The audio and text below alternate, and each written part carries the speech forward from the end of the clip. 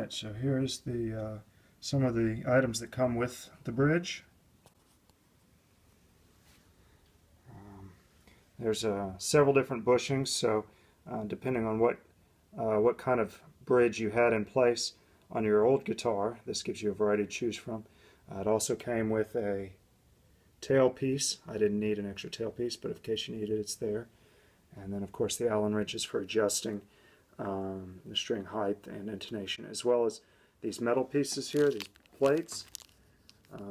They fill in the space below the bridge in between the two bolts, so that the bridge is in complete contact all the way along the bottom with the body. And according to the company, that helps transfer the energy from the strings to the body and give you a more resonance, so the whole body will project more tone. And I noticed it. I could hear tonal elements that I didn't hear with the old bridge when I listened acoustically. It was fairly noticeable, as well as, of course, the sustain. This is the old bridge, just a typical tune-o-matic.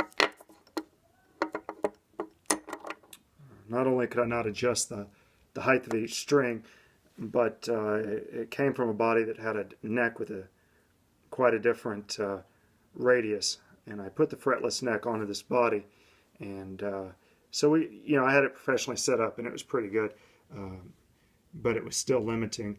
And now it's not limiting. I can adjust it just as you would a Strat or Tele or anything else and get every string exactly where I want it. If I decided to try some different strings out, different string gauge, I can easily and quickly adjust it. The installation was not bad at all. I had to take these bushings out. The old the studs wouldn't fit in there. But it ended up being pretty easy. I'd never done that before. I just found a video on YouTube and showed me how to do it. It's real nice and easy.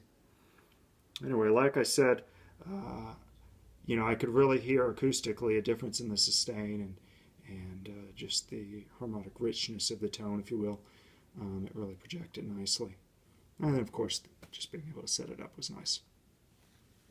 If you have any questions about the bridge and my experience with it, or about fretless guitars in general, feel free to leave a comment. And I'll play some more guitar.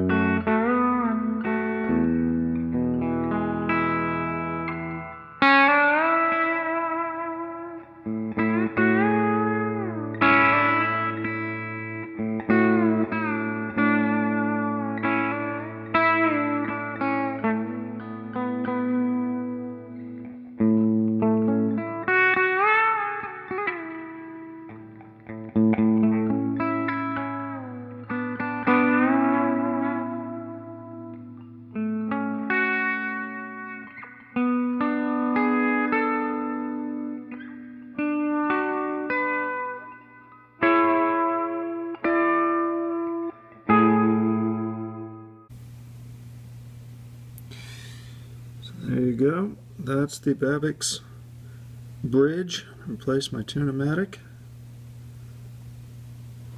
I can get my intonation and height and everything set perfectly for my strings, and it really makes a big difference when playing a fretless guitar, and I imagine any guitar.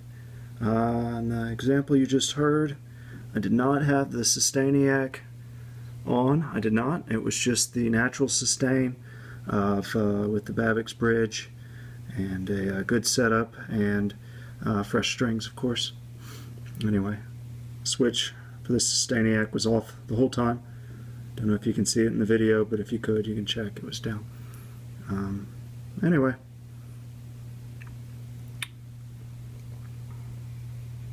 so I really recommend this bridge for really any guitar having a tune-o-matic. In fact, as soon as I have some spare cash, I'll probably put this on a couple of my other guitars that have tune-o-matic bridges. You can see in the back there's little screws to adjust everything. Maybe it's not clear in here, but anyway.